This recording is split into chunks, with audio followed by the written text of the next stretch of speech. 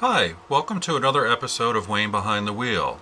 This is a continuation from episode 1, which I went over etiquette for phone and telephone, email. This is email. Get to know the basics when it comes to email etiquette. We are evaluated on what we say. People are going to look at you and say, oh my God, look what they said in this email. I always mention to you guys perception. You know, people are going to look at your emails, they're going to see and get a perception about the person you are. So try and always be professional, you know, represent yourself and portray yourself as the person you want to be represented as. Proofread, spell check, use proper grammar in your emails.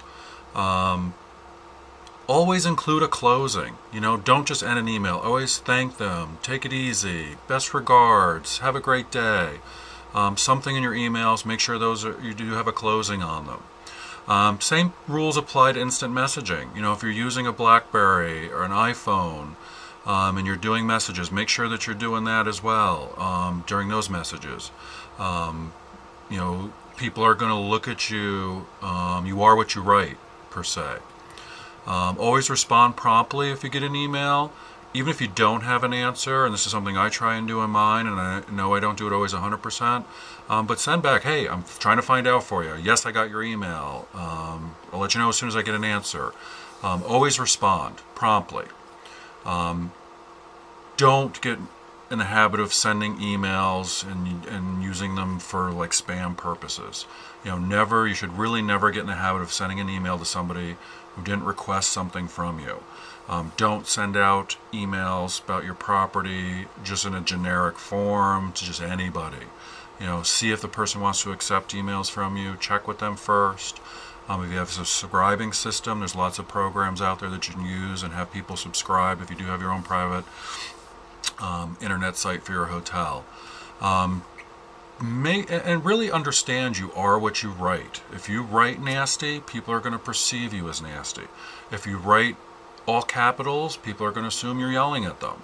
If you write with misspelled words, your grammar is incorrect, any of those types of items, people are not going to take you seriously. You know, they're going to look and say, who is this person? They obviously don't know what they're talking about. Don't go into email arguments. You never want to use foul language. You never want to have offensive comments. You never want to talk untruthful in emails. Remember, emails can be legal documents. It's time stamped, date stamped. Many cases they've been presented in a court of law as legal documents. There's always a record of them, so you always want to make sure if somebody were to read this 10 years from now, is it going to be okay? One of the many things, again, and I've always talked to you guys about, is email is a communication tool. The one area we've really lost touch in is the human aspect. Please remember that somebody on the other end is actually a human being sitting there typing these emails or reading your email. Don't talk to them like you're just talking to a computer. You have to realize that it's actually a living, breathing person who's actually reading this email and is going to respond to it. So make sure it's professional. The content is appropriate for what you're dealing with.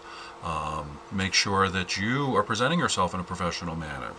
Make sure you have a greeting and a closing. Make sure your subject line is in relation to what the email's about so people can file them correctly if they choose to do that.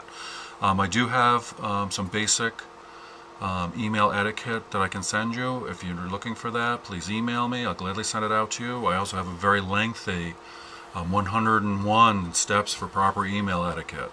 Those tools are out there. These are just a few ideas that I had that I want to talk to you guys about today about email etiquette. If you have any other questions, just give me a holler. You know how to reach me. Take care.